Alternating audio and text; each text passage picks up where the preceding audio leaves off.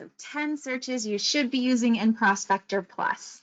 We are going to cover all 10 searches in the system today. It's our bread and butter of what we do. I will cover all of them. There are 10 specifically, and each has their own place in the MLS. So I'll show you my favorite tips and tricks in each of these searches today. With searching, we're going to be looking at a lot of search results pages, right? So we want to make sure that we are doing ourselves justice by getting our search results set up for success. So I'm going to cover what we call the one-line grid. I know you guys are going to love it. So we'll talk about that throughout the training today. I'll also point out how to create reports within the system and how to email properties. So if you'd like to email listings individually, or maybe there's a few listings in your search you'd like to email to your client or buyer, I will show you how to do that. And with my time-saving tips at the end of class, we're going to talk about how to save time with your saved searches. You can manage them, you can schedule them, there's all kinds of cool stuff we can do. And then preferences. These are items we can set within Prospector Plus to save us time, to make the system work with us. So with all of that said, I hope you guys are all ready to jump in. I'm assuming everyone can hear me because I haven't heard otherwise. So perfect, you guys. Let's go ahead and jump in. Thank you, Carolyn. I appreciate it. Perfect. Let's go ahead and I'm going to go right on in, you guys, to start us off on the Prospector Plus homepage. So one thing here, when we're looking at this, there are a couple of different things we can customize here. So if you're looking at my screen and it looks a little different than yours, that's okay.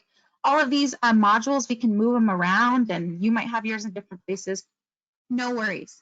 What I want to point out, though, is while we're here, there's a couple of searches that many of us tend to use rather frequently, and I think they're great searches. And like I said, every search has a place here in the MLS.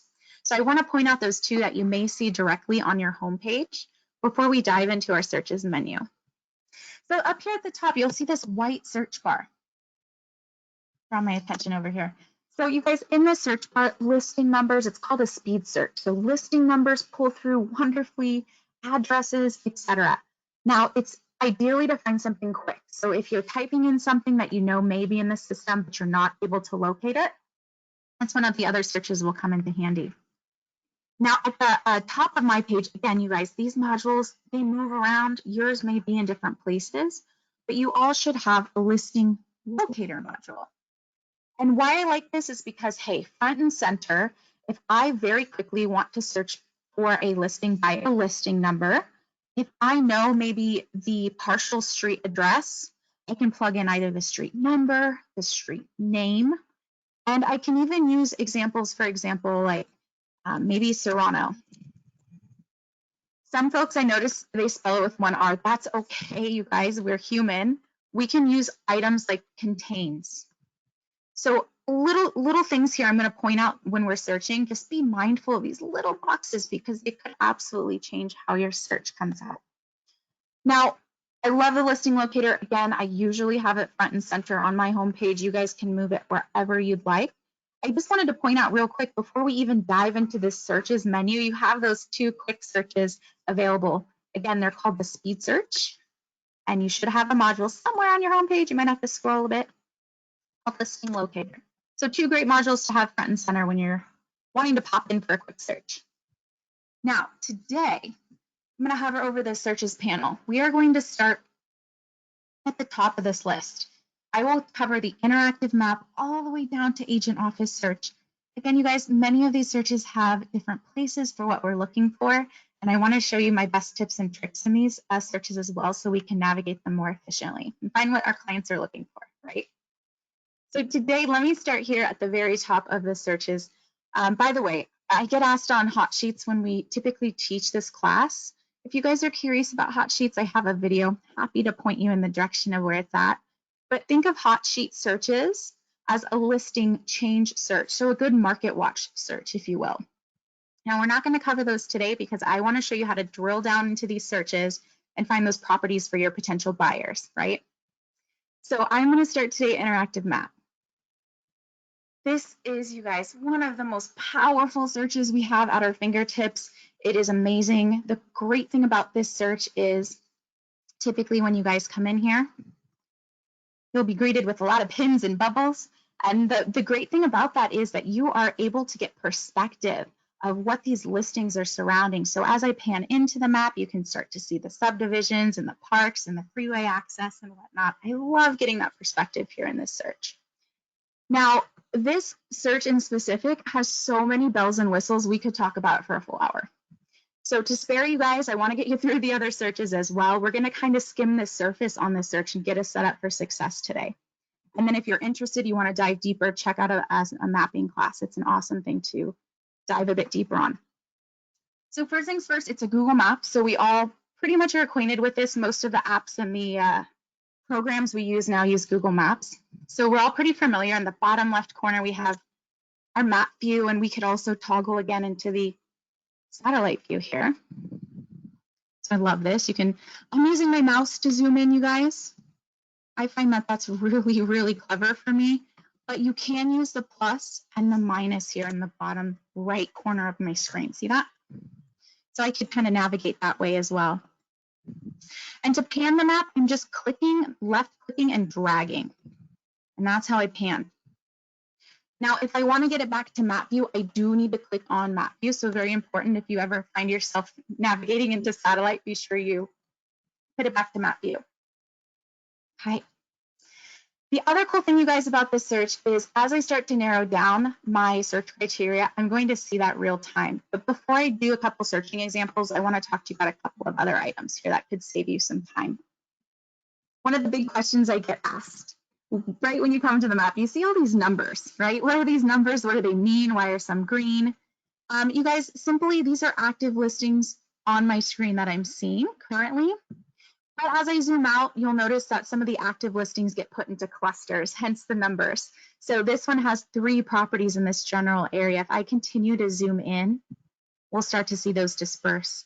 If I click on it, it actually will take me right to those 2 listings, which is kind of clever. So that's what those gray bubbles are, you guys. Excuse all my scrolling in and out. I just wanted to show you that real quick. Now, something else I want you guys to consider coming into this map to save you time, and I see this all the time when I'm in person with you guys. Typically, we come into Sacramento. That's the default where the map will take us.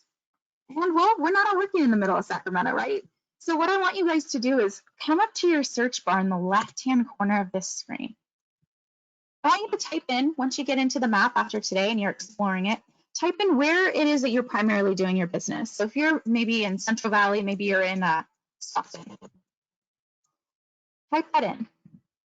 Enter or use the suggestion, either way. Okay. And let the map kind of direct itself to that area. Now you can have a little fun, pan in, pan out, get it kind of where you want it. So I'll let you guys spend the time doing that. And once you get it about where you want to see, every time you enter this map, let's set it as a default. So if you follow my mouse up here to the middle, almost of this bar here, it says more, golden color. If I click on more, I can set this as my default map. So every time I come back to this map, I'm going to see this view, if you will. So I love that, super duper time saver. You can do this anytime you want to change your default on the map, by the way. It will not save multiple defaults, but it will save over what you previously had every time you set a default.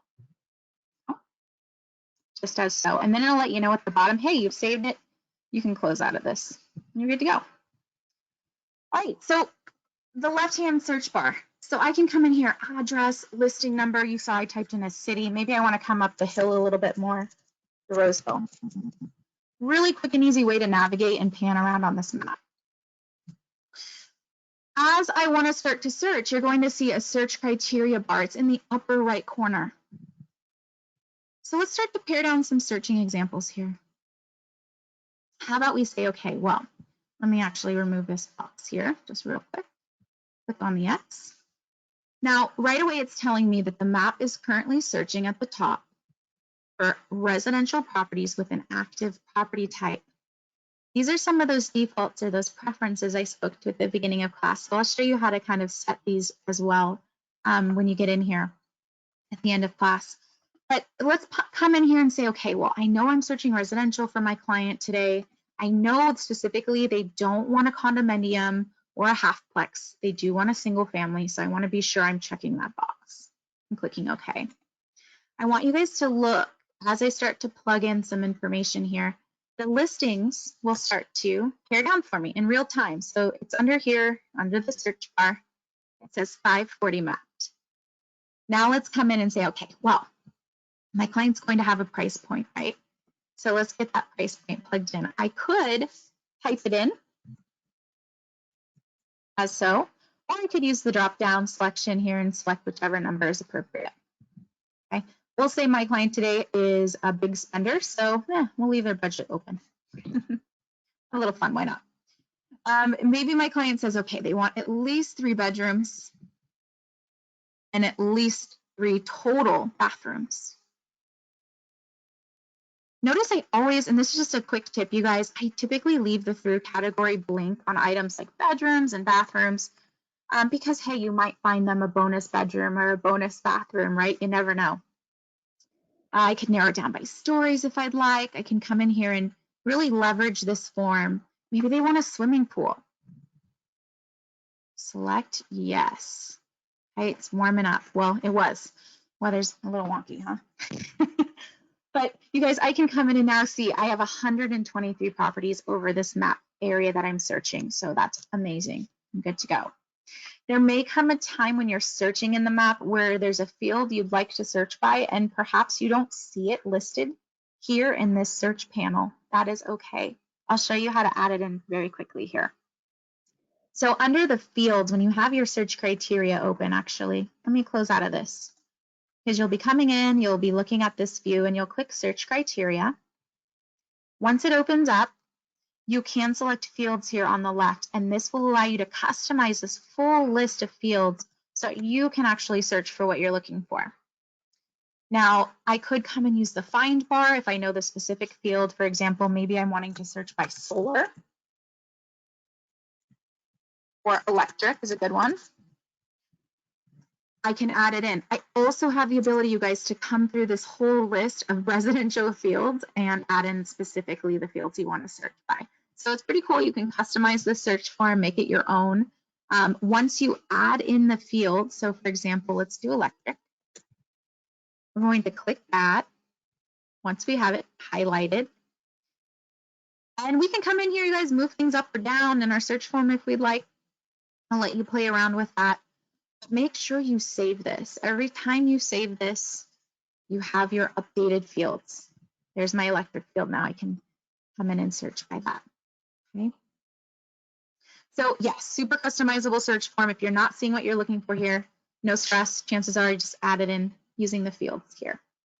All right, now this map, you guys, again, we could talk about it for a full hour. We can draw, we can use map layers, which have some wonderful data that layers over the map. There's some really great things we can do here. Before we leave this search, I want to show you very quickly how to save the search. So at the top bar here, this will come in handy if you're plugging in search criteria, you're finding you're doing it over and over again. Maybe you have a drawing on the map. You want to give this a save. Here's how I can come in and save. Okay. I can name it whatever I'd like. I can choose to set this as a market watch if I want to see anything new in this specific area. But in this case, I just want to be able to rerun the search with the same criteria. So I'm just going to simply click save. And my search has been saved. We'll talk about where we retrieve those near the end of class today, because we'll save a few searches today. Okay.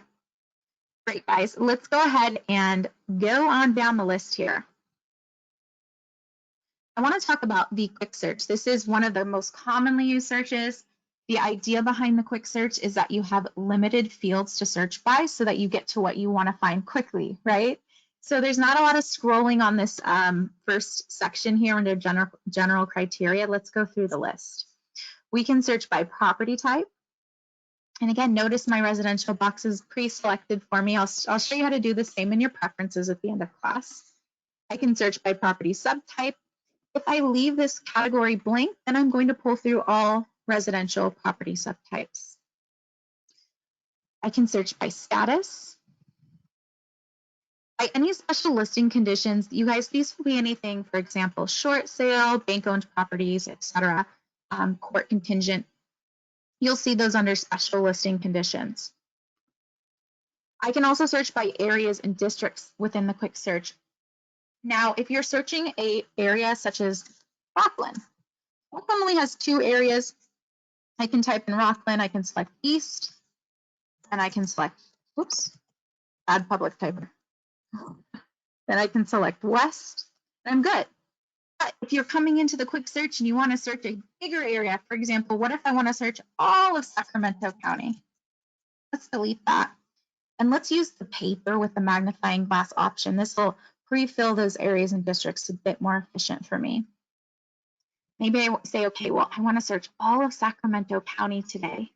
I can use this awesome check all button, and we've got all of the county within my search. I could also come in and individually select specific areas. So if you're wanting to search multiple areas within the Sacramento County and omit a few, you can come through here and select as you would like.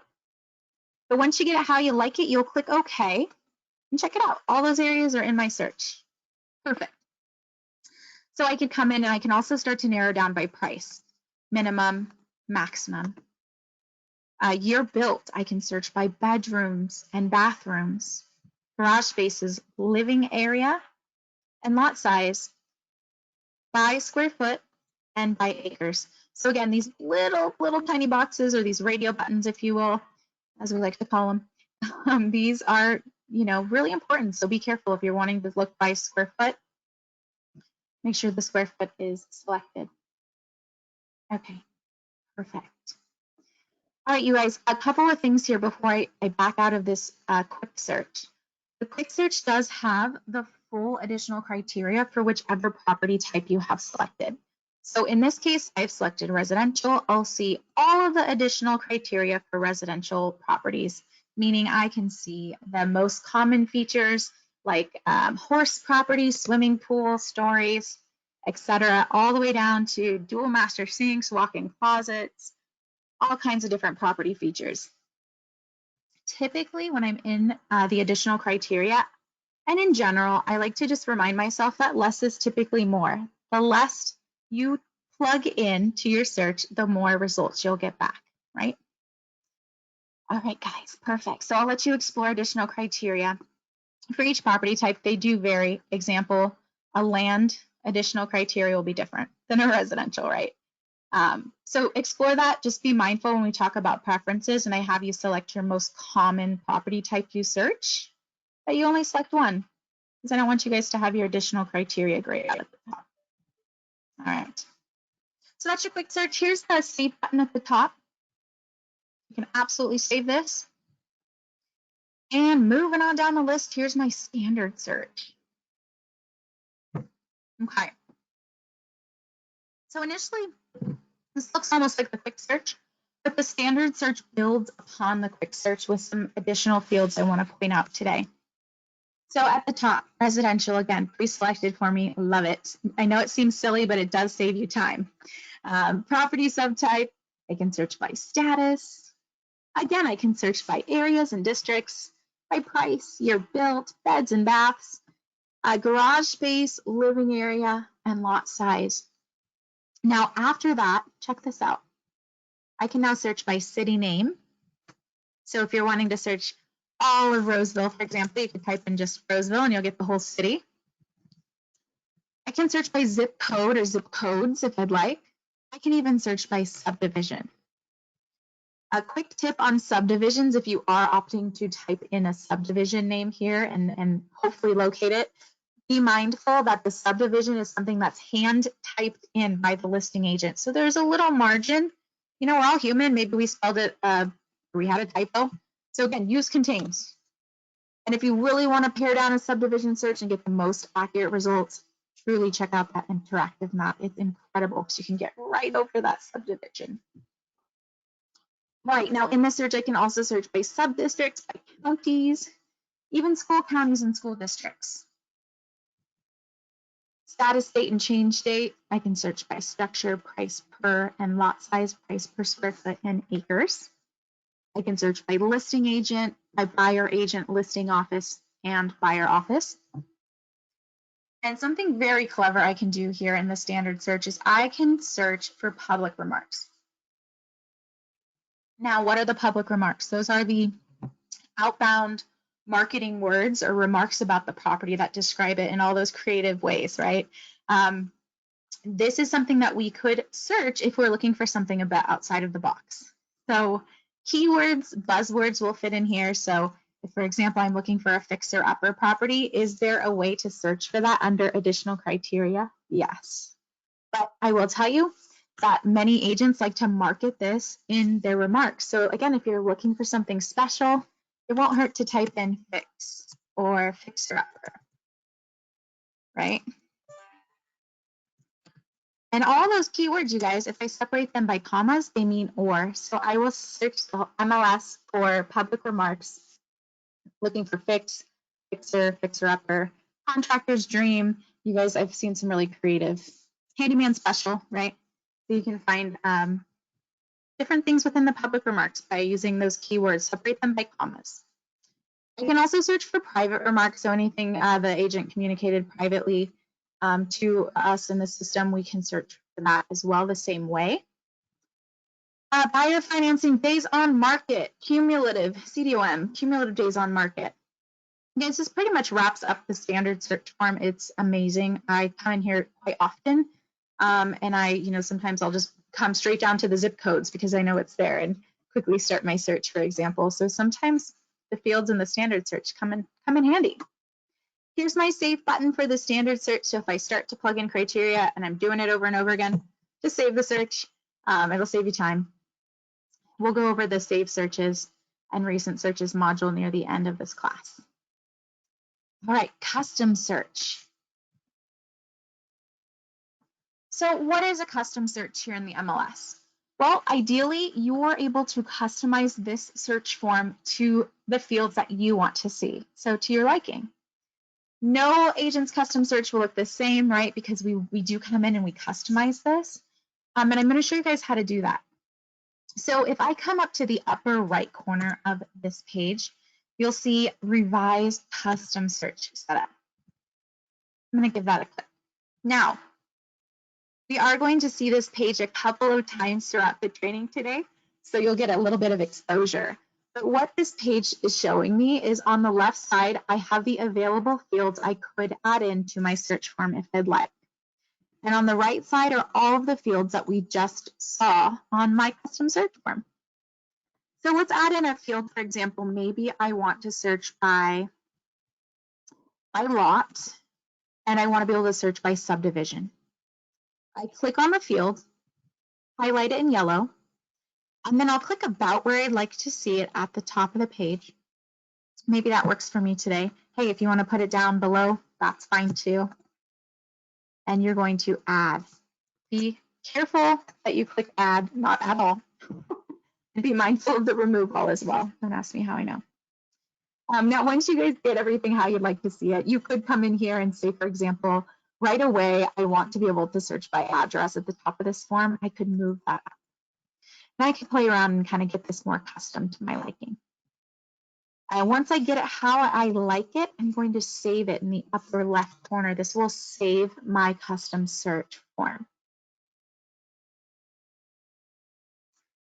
All right, changes have been saved. We can go back to the search. And we should see address front and center. Perfect. So I can jump into this search form. It's customized to me. I know right where everything's going to be. Ideally, this saves me time. Now, many of the agents who are brand new to the system say, well, I don't really know exactly which searches I am commonly going to be using or which fields I use most often. So maybe I don't customize this right away and I wait until I, know what I want to customize here. Other agents have told me, you guys saw the list of additional criteria. It's rather long. They come in here and they customize the additional criteria to the fields that they use. That way they don't have to scroll a long list. I thought that was a pretty clever tip. So either way, this is your custom search. So you can customize this with the specific fields you'd like. All right. Moving on down to radius search. Radius search, when I typically ask what agents use this for, they typically tell me they use it for comps, which is so clever because it makes sense. If I'm searching a radius around my subject property, I can type the address in here and I can search from 1/4 mile all the way up to 20 miles up. And I can find comparable listings. So that's a really clever way to use that search. This search, not only can I start to search by address, I can search by a radius around a listing number or an APN number. So all are very doable. And just thinking outside the box, I've heard agents use this for maybe school. So if there's a school address you like to plug in here and your client wants to live within, 5 miles of the school, daycare, maybe you have an on-call doctor needs to live within a couple miles of the hospital. So you guys thinking outside the box, this isn't necessarily just for comps. This has a place for other things here as well. So just giving you some ideas to help you move forward. After you enter the radius and the address information or listing or APN, you'll be able to plug in the characteristics you'd like down below. It looks very, very similar to our standard search form we just saw. Okay. All right, wonderful. Here's the save button if you're repeatedly needing to run a radius search, save it. And then coming on down the list, address search.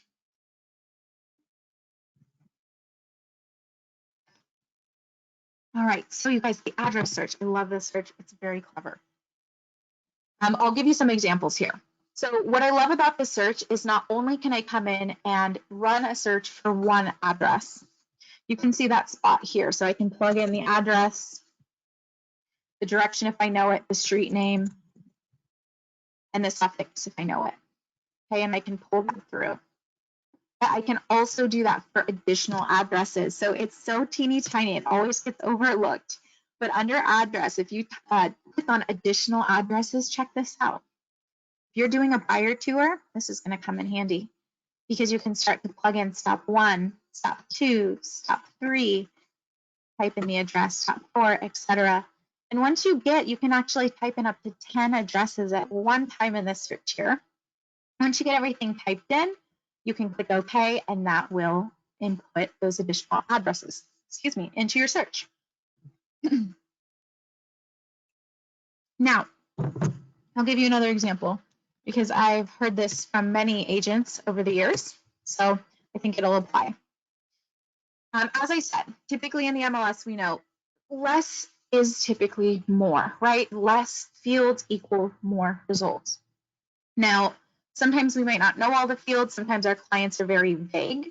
So I've heard this example many times. Hey, Kristen, I was, maybe this is your client looking for a single family home in Roseville, and they tell you, hey, I was driving around this weekend with the kids. It was a little crazy, but we stopped by this house that we saw on a corner. It was in Roseville. There was a for sale sign. I haven't seen you send me that listing. What's going on? I want to know more. And you say, okay, well, you told me there was a for sale sign. It was in Roseville, and it was off of something Oak Street. You couldn't remember because the kids were in the back, being silly. Okay, so seems like a needle in a haystack situation, right? But what do we know? Well, we don't know the street number, so we'll leave it blank. We know that the street name was Oak something, which we know is pretty broad. We know it doesn't begin with. It's not exact, but it does contain the word oak, right? Let's just do a little preview count just for fun. So right now we're at, oh gosh, almost 87,000 listings. My goodness. What else did they tell us though? They told us they were in the city of Roseville, right? And that's where we know they're looking. So we'll type that in. We also know they're looking for a residential single family home. And our client did say there was a for sale sign, but we know as agents, chances are that listing might be pending, maybe even closed, right? So let's just check those and see if we can narrow down from this huge amount of listings here and see if we can find what our client was talking about. All right, so now we have 32 listings. Maybe we pare down even more. Preview count, we get rid of the closed. Let's just take a look at the active and the pending. See how I'm using that preview count to just kind of leverage my search. Save me time, right? So I don't have to go back and forth and back and forth. And then I get to my search results page. By the way, this is the one-line grid. We're going to talk about it in just a moment. So hang tight if you are having questions of what mine looks like and yours looks a little different. Don't worry. I'll show you how to get this, how mine looks. But maybe you say, oh, okay, you send these to your client. You check them all and you send them in an email, or maybe they're with you. And you see, oh, it's this one off of Oak Ridge. Oh shoot, it's already pending, right?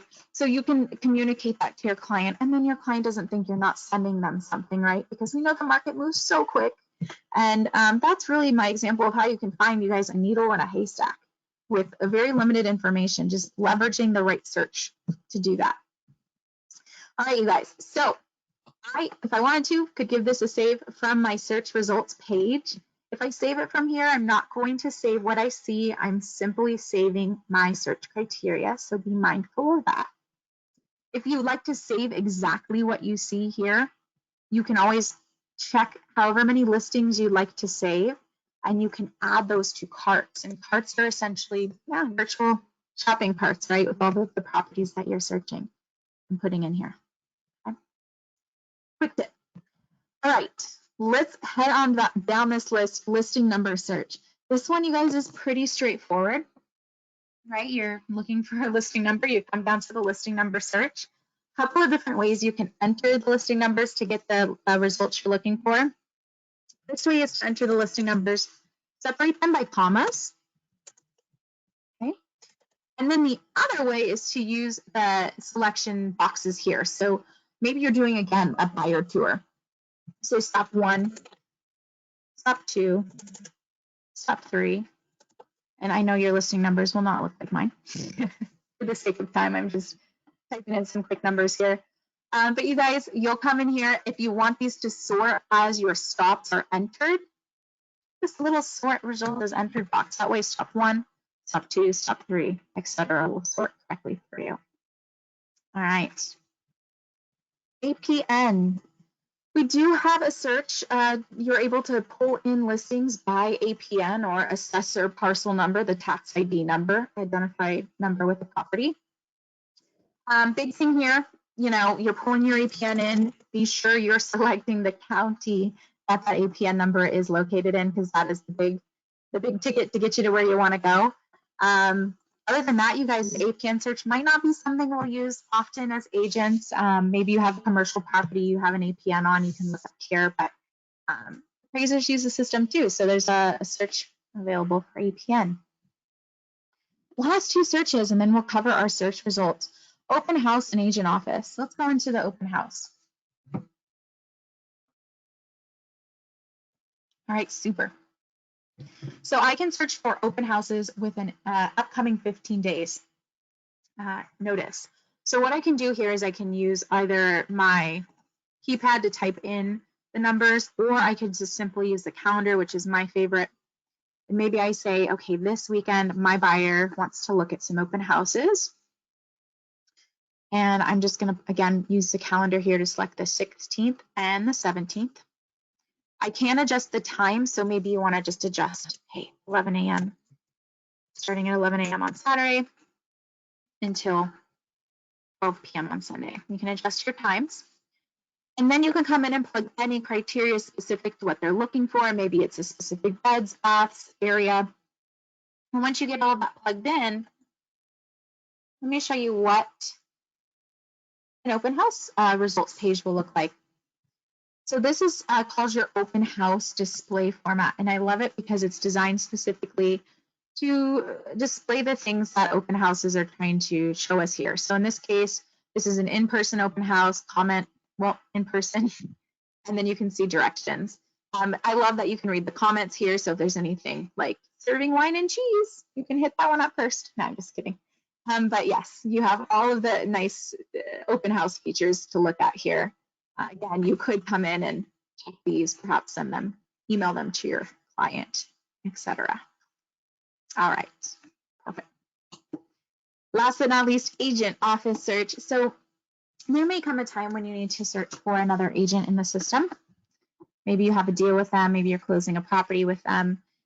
You could come in here and you can initiate that search by last name, first name, by email, again, full or partial field. So if you just know their phone number and their last name, great, you can try that. You can also search by any of their office phone numbers, their office name, which county they work in, which city, even which zip code their office would be in. And then if you know their agent ID or office ID, of course, you can pull in results from that as well. And languages. I love this. This is super clever. So say you're working with a client, there's a language barrier. You can run a language search in the specific area your client is looking in. Maybe you can find them an agent that can help and you get a referral fee. So this is really a clever search.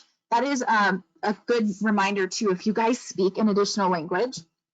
Under your admin tab, when we talk about your preferences, we'll go in there in a little bit, but you guys can go in and modify your profile and add in that language so that other agents can find you that way. Okay, perfect. All right, you guys. So we covered from top to bottom, the interactive map down to the agent office search. Now, as we start to save searches or navigate the system for searching, there may be a time, hey, you get pulled away and you have a recent search that you need to retrieve, right? Because maybe you got logged out. Here's where you can pull those through. And there's even a module on your homepage as well. So one of these modules is my recent search. You can drag them around and pull those through there as well. But from this panel, recent searches, it'll show you all the recent searches you've ran, and then you can quickly go back or jump into them if you need to. Your save searches, let's click on that real quick. I can manage these, you guys. So if I come into manage save searches, I can see all the searches I've saved. Let's come in and manage them. Now from here, there's quite a few searches I've saved throughout the years in the system, but you could come in and your list may not look as extensive as mine, but you could come in and you can run, revise, delete the search. You could even rename it if you'd like. And you can also turn on or off any saved searches. So, hey, if your search list is getting really long, your saved search list is getting long, you can deactivate the search in your list. You won't lose the search in your manage saved searches menu. And then you could even make any of these searches a market watch, okay, where you can set up updates on these specific search criteria. A market watch. All right. So from here, if you do make any changes, be sure you save. Okay, and that's how I can manage all of those searches that we've been saving in the system throughout the class today. All right, so let's switch gears. We talked about searching, how to navigate the search pages, how to enter specific fields. Let's actually run a search and let's take a peek at our search results because I will love to show you some great time savers here. So I'm going to pop into one of my favorite searches. We will have a little fun today. We'll just run a fun search here in Granite Bay. Let's view those results. Now, the thing is, you guys, when you're setting up your search results, you can run whatever search you like. You just need to get some search results up on your page. You might have 36 results, you might have 2 results, you might have 200. It's okay. However many results you pull through, just get to a results page where you're looking at all these search results. Now, I want to show you guys how to customize this one-line grid, which is what you see here. As you can see, there's a picture, there's all kinds of good stuff we can customize. But before we do that, 9 times out of 10, many of you guys may be looking at your results in what's called the condensed. So just to paint a picture here, this is the system default, it's called condensed. It is a nice way to look at your search results, but it's not the most efficient way at times. So let's talk about the one-line grid. I will show everyone how to customize this just as I did today. I'm also going to show you guys how to set it as a default. So when you click the search button, you don't have to toggle back and forth. You can just, boom, see those results as I'm showing you here. Okay. Before we customize this one-line grid, let's talk about the functionality a bit, because I know you guys are going to love it. I want you guys to think about this as an Excel spreadsheet. So all of these fields I can add in, I can add out, I can move items around. So just dragging and dropping by clicking on the field and dropping it where I'd like. I can make each of these fields bigger or smaller. Ideally, I like to keep it on one page. You can print this, you guys. So in the upper right corner below the Prospector Plus logo, there's a print button. So hey, if you have it on one page, that comes in handy. And then the other great thing is these fields, they sort. So you can see I've added in, for example, showing instructions. If I click on showing instructions, it's going to start to sort this list for me. Now with showing instructions, it's going to sort ascending first. So all my 24-hour notice, appointment only, etc., alphabetically. If I click it one more time, I'm sorting the descending. So all the vacants, the V, right, will be at the end of the alphabet here. You can see all my vacant properties at the top of the list. Huge time saver if you guys are trying to do showings and maybe you don't have a lot of time. You want to do a vacant, a bunch of vacant properties that day. You can do that. I can sort, of course, all of these categories as so price. You're trying to pop the highest price to the top or the lowest price to the top. You can do that. Additionally, if I was searching in a different area or had multiple areas, some of these fields can group. So you can actually come in here and group your fields by dragging them to the top. So you can see everything in specific groups. So this is a really customizable search display.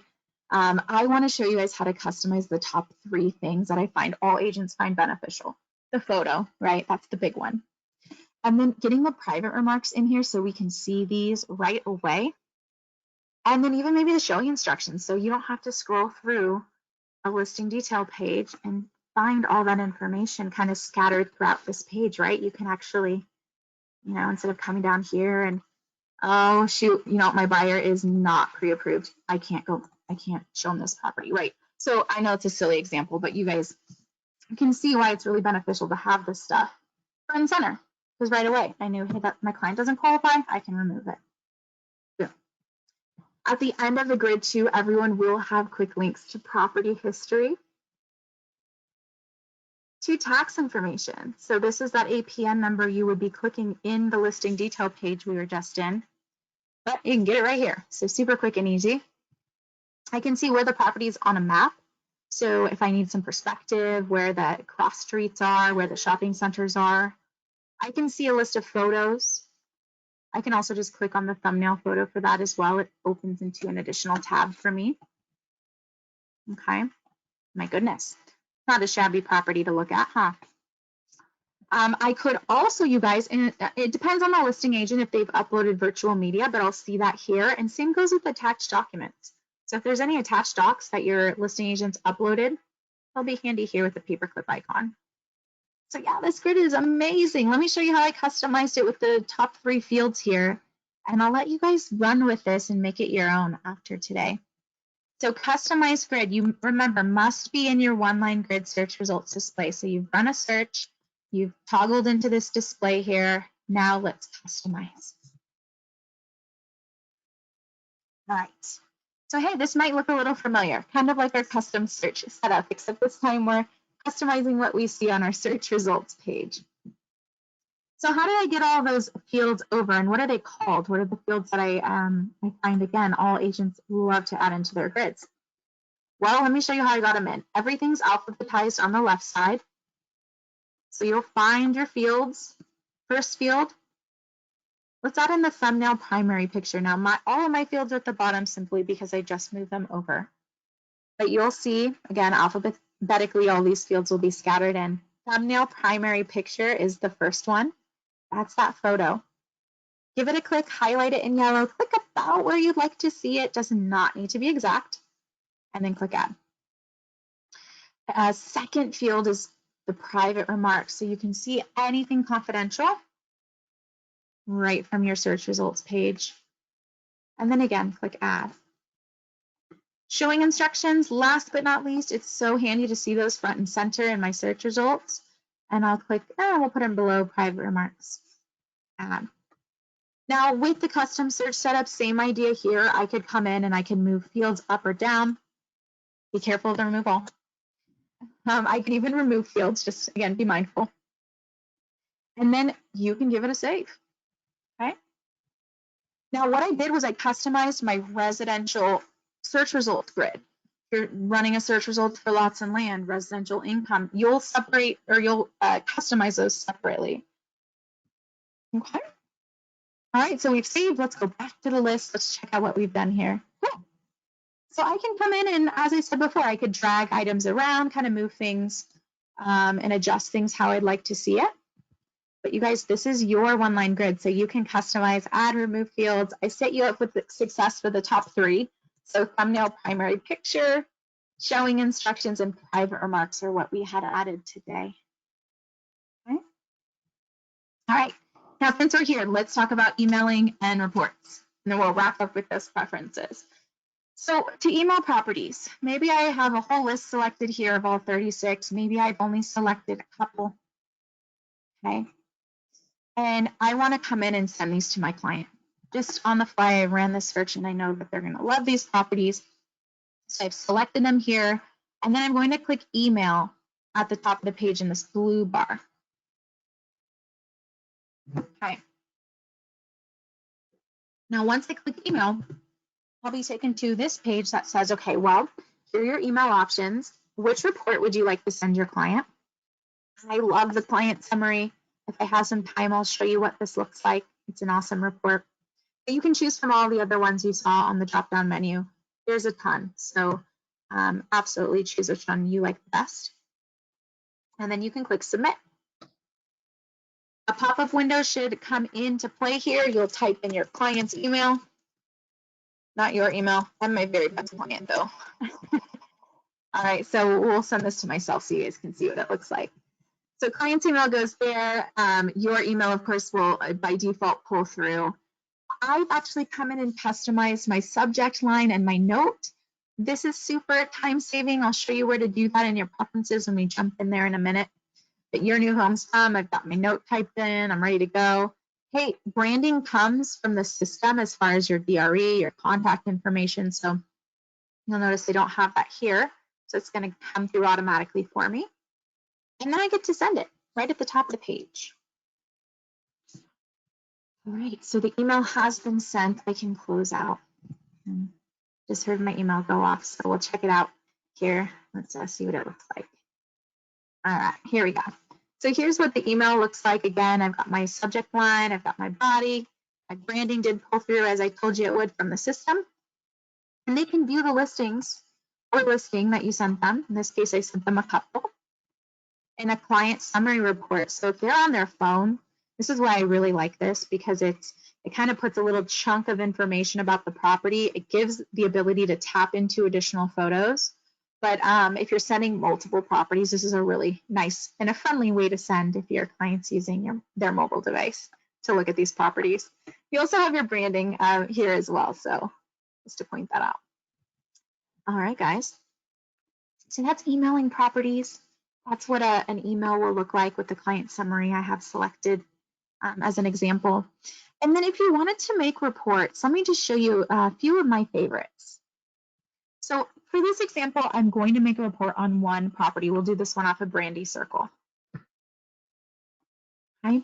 And I'm doing one property today just so that we don't have to sit here and wait to create reports on multiple. So if you guys have all 36 properties selected and you're running reports on them, be mindful of that. It will take more time. More data is pulling through.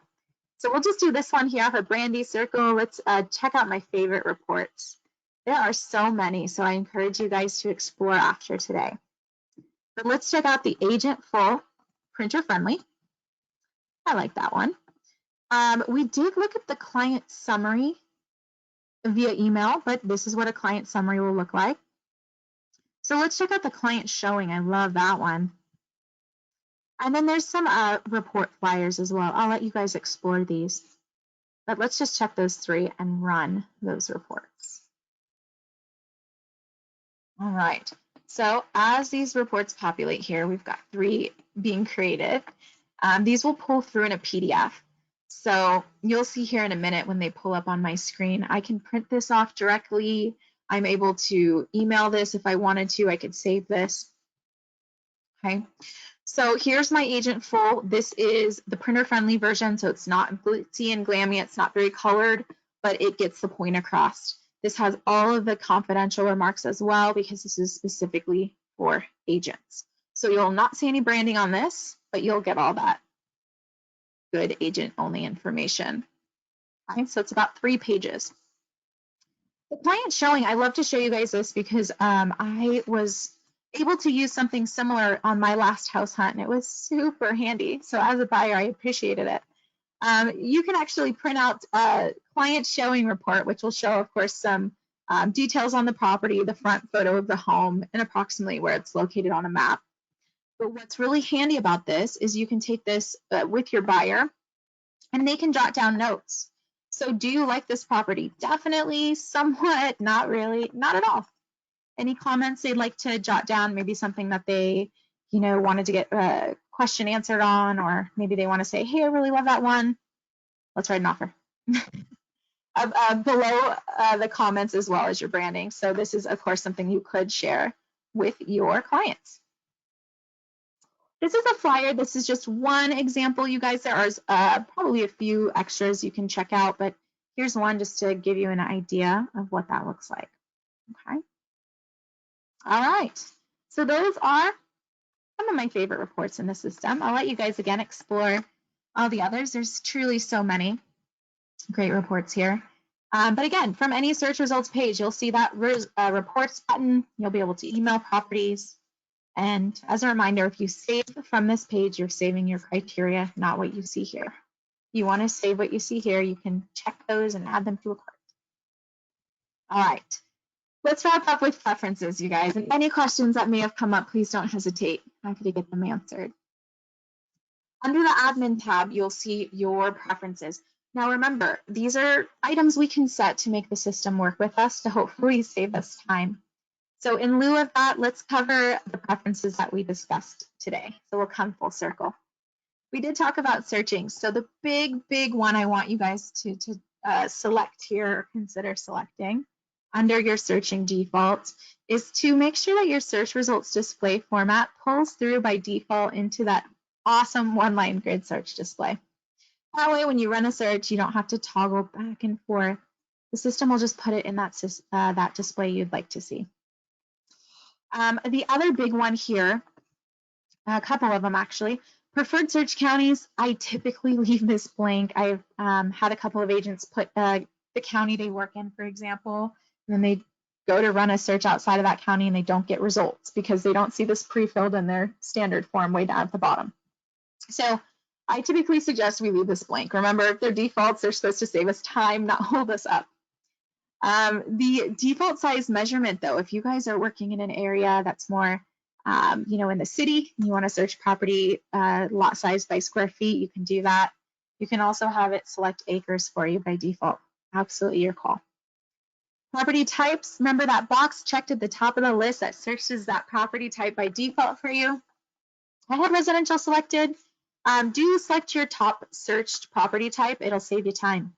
Make sure you only select one as a default.